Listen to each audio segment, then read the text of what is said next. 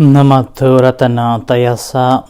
May I pay homage to Triple Zem, the Buddha, Dhamma, and the Sangha. My respect goes to my parents and my teachers. And this is Achan Sujan from Warapunya Meditation Center, Aberdeen, Scotland. So as usual, I'm here with you all, sharing some of the talks related to the teachings of the Buddha and how to apply in day-to-day life.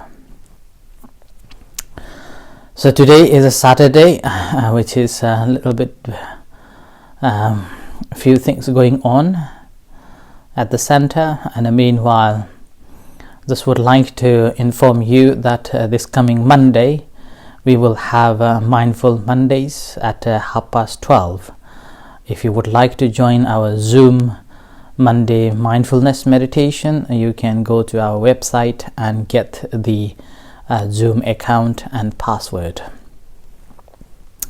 So this starts at 12:30, and then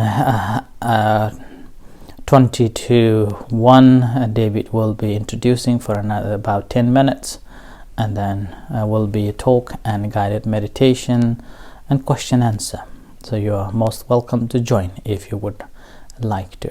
So the information is available on our website news section. And in 1 week later, our Vasa, the rains retreat, ends, and after the rains retreat we're supposed to have a Katina, but due to the circumstance we have cancelled the Katina to organize as an annual event.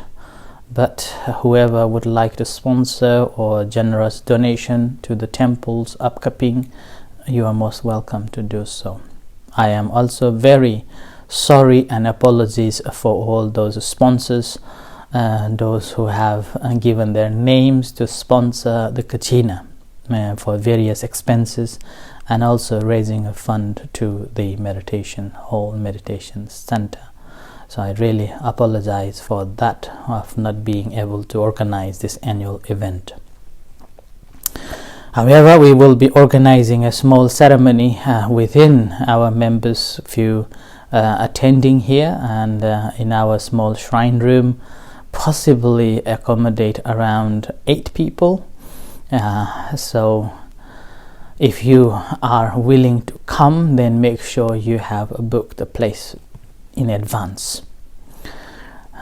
So this is just the situation. And in terms of the barn that we have installed the second window now, and we're working on that. Ajahn Pira is working hardly on that. So possibly this week, and that section also will end, and we will have a last painting before putting the floor. So, and all other travelings that we initially planned to visit, attending the ceremonies in down south in England, are all cancelled as well. So having said that, all the 3 monks will be at the center throughout this time. And thank you everyone for coming to the center and offering dana for the monks, and supporting all other necessities and concern. Thank you everyone, and we really appreciate your ongoing support. Right, so today again, in line with our ongoing talk in relation to the first discourse of the Buddha, which is the Dhammanupassana Sutta, and I have been explaining on the basis of this. And so now we are on the 7th factors of Eightfold Noble Path, which is the right mindfulness. And within that right mindfulness, again, I am talking on the Satipatthana, which is the right right mindfulness. And within that Satipatthana, now I think I have spoken enough on the contemplation of the mind. Particularly yesterday, I gave a very general overview and how important to be mindful of our own mind, and even rather than thinking of too much about what to do, where to do, what should be done, according to the Buddha's instructions, all what we need to do is to control your own mind or guard your own mind. So with that, I am intending to move on to the last factors of the Satipatthana, or the fourth foundations of a mindfulness, which is known as the dhammanupassana. Dhammanupassana. Dhamma means the teachings or the phenomena, and sometimes it is also translated as mental objects or faculties. Okay, anu means following or repeating again and again. Passana means seeing, or basically it's revisiting again and again in the phenomenons that arises. Sometimes it is translated as a mental objects, and I would say the appropriate translation would be phenomena, or simply keep the word and Dhamma, because the Dhamma means a lot. Okay, it can be translated into so different ways and different meanings, and anything from the basic to the higher teachings can be classified as the Dhamma. In a general sense, again, a Dhamma can be the teachings of the Buddha.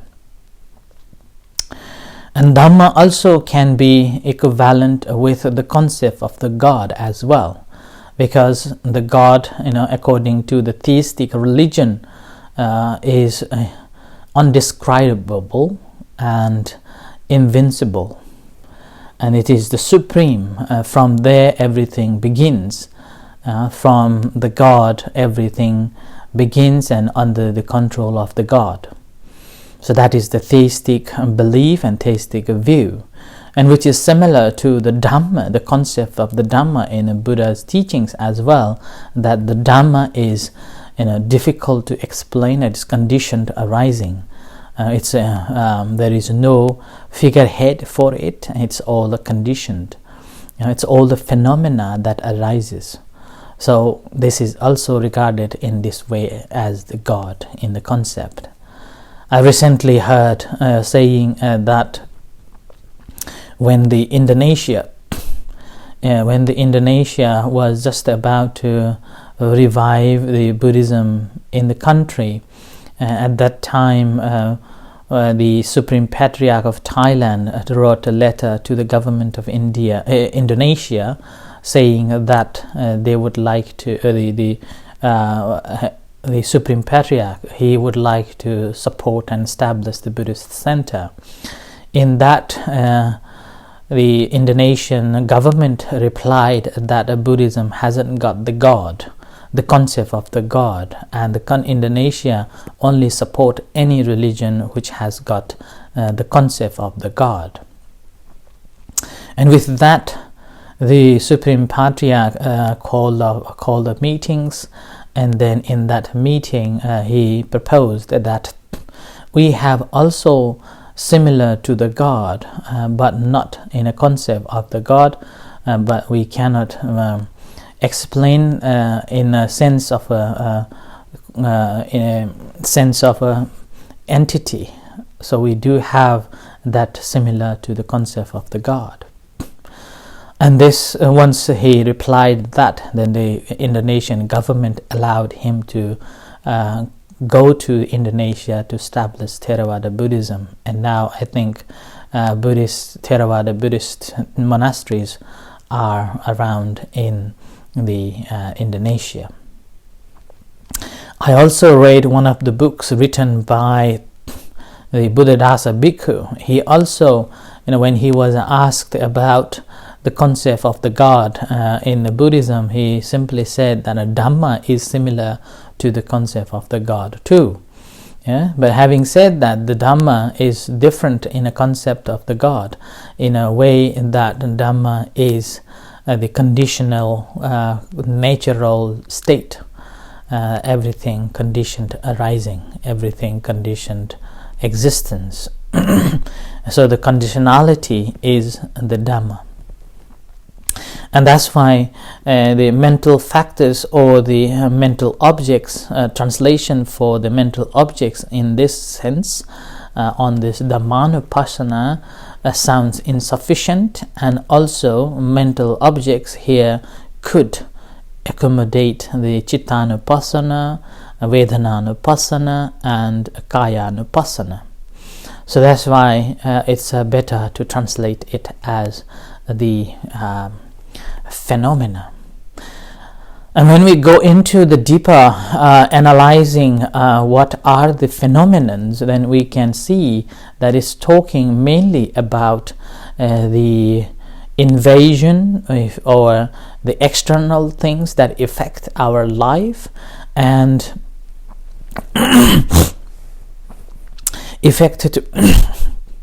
external forces that affects to the life, and that is regarded as the 5 hindrances. And then the existing within ourselves, so contemplating on within ourselves, understanding within ourselves, and that is the 5 aggregates, 6 senses, known as in ourselves. And the third, what we need to know is the ways to development towards the understanding of the Four Noble Truth. So the later comes is the Sattabhojangas, known as the 7 factors of enlightenment. So the 7 factors of enlightenment is the base, or one that we have to develop or will develop after we have gone through developing, understanding the four foundations of mindfulness. And the last one is the Four Noble Truth. And that should be realized. So that's why in dhammanupassana we start from contemplating on external forces and that hindrances that affects to ourself, our life, and our spiritual journey. And then a second factor is to contemplate within ourselves, analyzing into understanding the 5 aggregates of our body and the mind. So 5 aggregates simply is rupa, vedana, sanya, sankhara, vijnana. Rupa is a materiality or the corporality. Vedana is a feeling, and sanya is a perception, sankhara is a formation, and vijnana is a consciousness. And within this, again, if you look at closely, we see that the first contemplation of the body is the bodily contemplation, which comes here in the 5 aggregate is the body. So we contemplate on that already. And the second is feeling. So again, in the second factors, foundations of a mindfulness is the contemplation of a feeling. That also we have discussed and we have contemplated on that, right? And then the third is a mind, and here mind also we have studied and contemplated, developed on that too. So with this holistic understanding, when we complete the Satipatthana, we have completed understanding this 5 aggregate, or in a short term, mind and the body.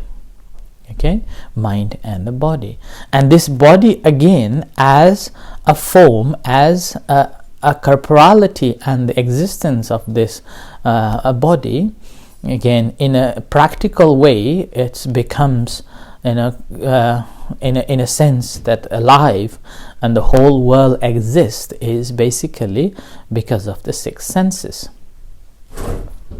And now this is the moment, again, we relate ourselves to the world outside. And the world, it becomes related to us. So in a relation to between ourselves and then to the world, and the world to the ourself, we need to understand this, how it generates and how it proliferates and how it affects to our life. So that's why the third factor in the dhammanupassana is to deal with the six senses, internal and external 6 sense bases. Okay? And that's eye, nose, ear, tongue, body, and the mind. And similarly, anything that is related to external, eye sees a form, ear hears the sound, nose gets odor, a tongue gets the taste, the body comes to the contact with a softer, a harder, cold, or a heat, and the mind, are the mental objects, the thought processes. Okay, so that is the third in the dhammanupassana that we have to understand.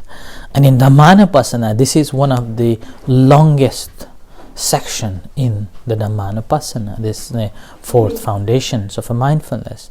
And this is called ayatana, or the 6 senses. It's one of the longest one. Okay.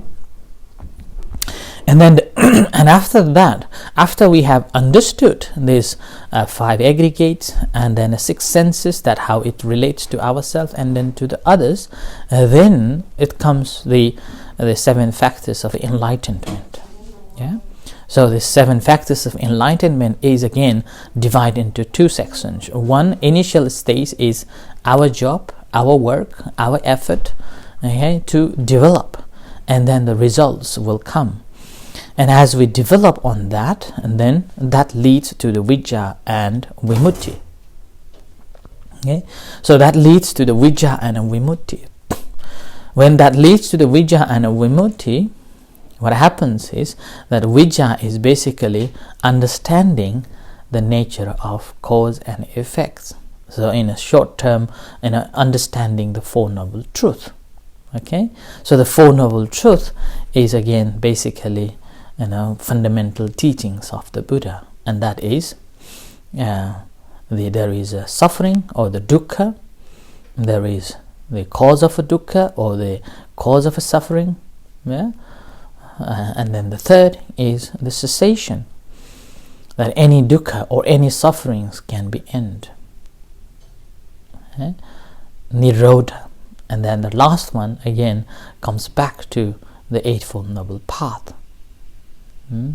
is a magga. So with this, the whole dhammanupassana ends here, and the understanding of this dhammanupassana, then again sometimes we may have an understanding that we have to contemplate on these these teachings one after another as we meditate and analyze in it as we experience it. But this is actually the result of our practice, the 3 practices, the kayanupassana, vedananupassana, and the chittanupassana. So as we are working with these 3, once we have fully understood that this whole body, we experience this body through the feelings. And this feeling becomes the bridge between the body and the mind. And the feeling helps us to come to closer to the mind. So, if there is no body, we have no feelings. If there is no feeling, we cannot see our mind. So, feeling and the mind. So, mind is, I normally give a simile, is like the wind that we cannot see. As long as there is some sort of some form of a movement takes place, the leaves moves, the tree shakes, or the any other items move around due to the wind, then we know that there is a wind. But in a room, there is still wind, but we do not see it. Similarly, our mind is like that. We do not see our mind until something shakes it. Until something shakes it. And that's how we are able to know our mind. And when we know the mind, when we really know the mind, and when we will be able to understand that how changeable this mind is. It's changing every moment. And this change takes place. How it changes is again heavily influenced by the hindrances. These are external hindrances. And that hindrances is essential pleasure, ill will, restlessness, sloth and torpor, and even the doubts on the teachings or in the practice. So according to this, then we will be able to understand that, how much this body that I call myself is conditioned by external force.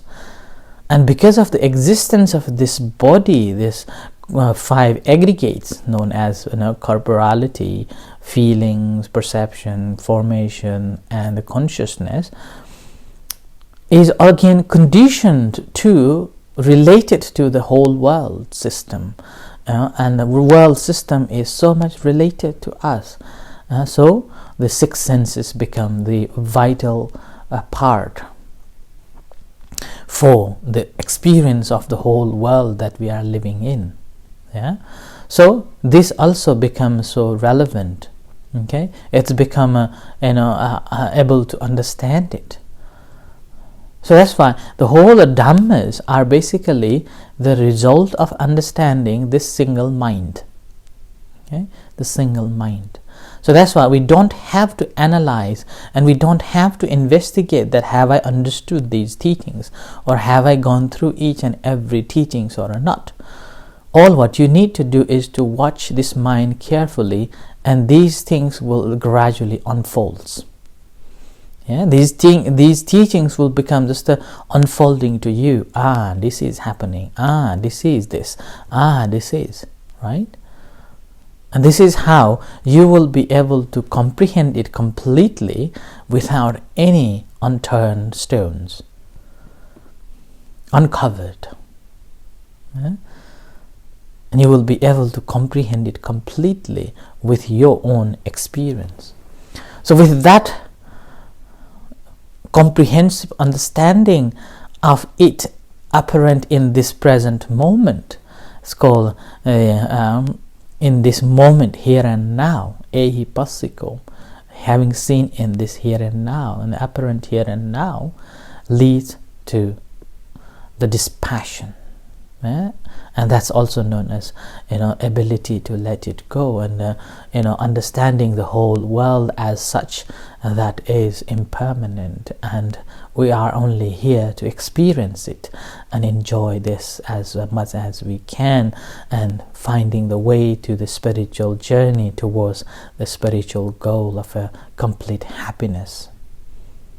So this is the dhammanupassana, and in the first dhammanupassana is the 5 hindrances, which I'm not going to talk on it because in the last 2 months ago I have given all these 5 hindrances, each and every topics extensively for more than weeks, which is available on our website, on our YouTube channel or on a Facebook page. So you have to go and have a look, or if you want to get the information of it, again you can, if you go to the YouTube channel, there is a playlist, and then in that playlist I have separated all those talks on the hindrances.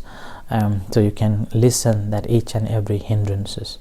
So, but from now on, I will be focusing on rest of other dhammanupassana section, which I haven't discussed. So we'll see in following days. With this, I will end for tonight's reflection on this now, and may you all be well and happy. Thank you everyone for listening, and with the Buddha Dhamma Sangha, may you be well and happy and keep safe. Take care.